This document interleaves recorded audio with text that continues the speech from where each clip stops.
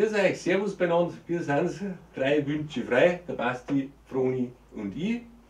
Und wir haben ja heuer einen Reinheitsgebotsjodler veröffentlicht, der sehr gut angekommen ist.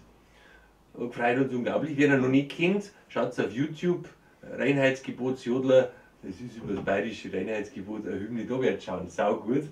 Und durch den Jodler haben wir am Geschmack gekommen, da haben wir gesagt, man kann wirklich alles jodeln. Und wenn wir sagen alles, dann meinen wir Alles. Und es dürft jetzt vorschlagen, was wir jodeln sollen. Bitte nicht in Facebook als Beitrag schreiben, so, weil da lesen sie ja die anderen schon, bitte als private Nachricht oder auf E-Mail zum Beispiel. SMS. Die haben da unsere Nummer nicht. Das ist eine SMS.